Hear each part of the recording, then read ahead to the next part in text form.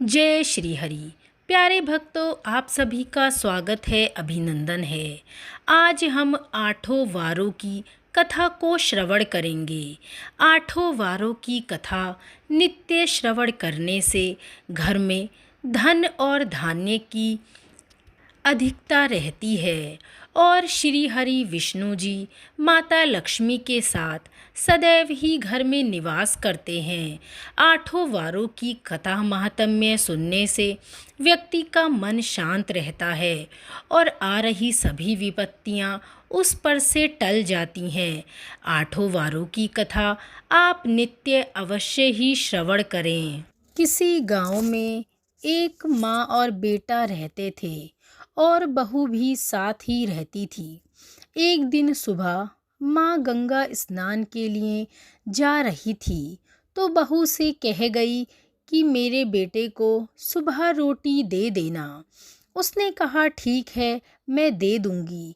सुबह बेटा उठा तो बोला कि माँ मुझे रोटी दो। यह सुनकर उसकी पत्नी आई और बोली कि ना तो तुम्हारी माँ यहाँ है और ना ही रोटी। कुछ कमाकर लाओगे तब ही रोटी दूंगी। वह बोला भगवान, मैं कमाना नहीं जानता हूँ। लेकिन बहू नहीं मानी।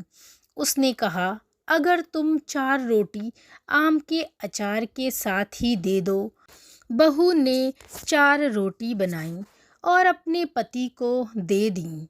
वह रोटी लेकर कुएं की मुंडेर पर आकर बैठ गया और भगवान को याद करने लगा। वह बोला राम, मैं कमाना नहीं जानता हूँ।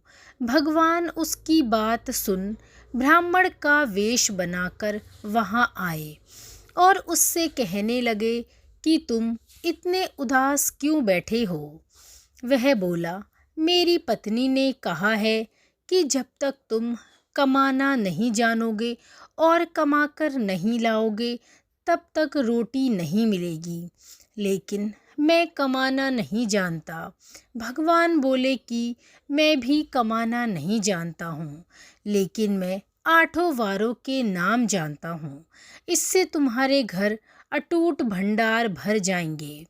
भगवान बोले कि तुम चावल के दाने ले लेना और पानी की घंटी लेना। जो बर्तन ढके हुए हैं उनका मुंह खोल देना। जो बर्तन घर के उल्टे पड़े हैं उन्हें सीधा कर देना। भगवान के रूप में ब्राह्मण ने कथा कही और उसने सुनी। रविवार, सोमवार, मंगलवार, बुधवार, बृहस्पतिवार, शुक्रवार, शनिवार, आठों वारों का आसरा भरियो पीहर सासरा। इसके बाद उसके घर में अटूट भंडार होते चले गए। घर पहुंचा तो उसकी पत्नी ने पूछा कि क्या लाए हो। उसने कहा कि आठों वारों का नाम लाया हूँ। पत्नी ने सोचा चलो कुछ तो लाया है। पति फिर बोला कि चावल के दाने और पानी की घंटी ला।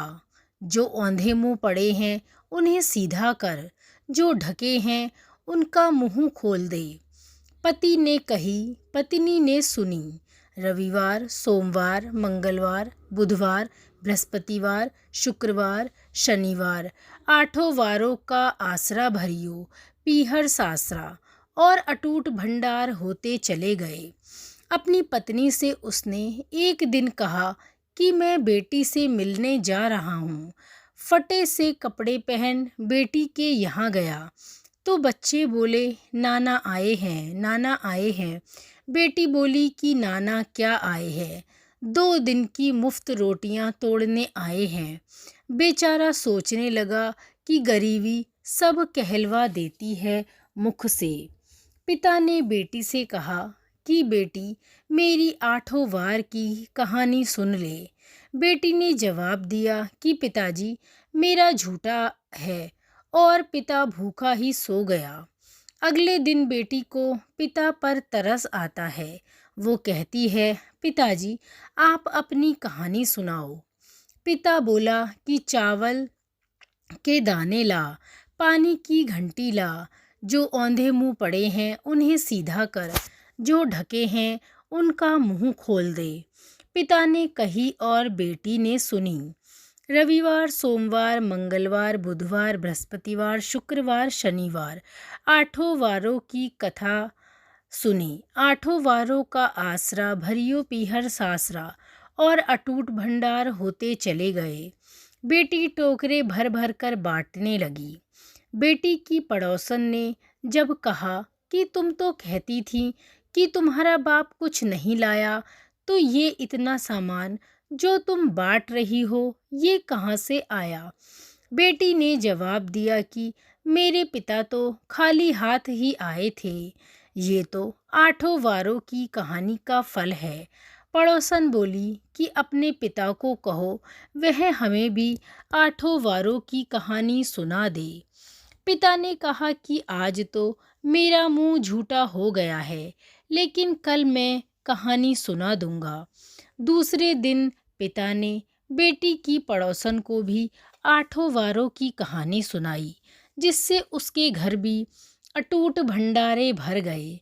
जैसे भगवान के वेश में ब्राह्मण की 8 वारों की कहानी से सबके भंडार भर गए, उसी तरह से कहानी कहने वाले और सुनने वालों के भंडारे भी भरे। बोलिए जय श्री कृष्णा।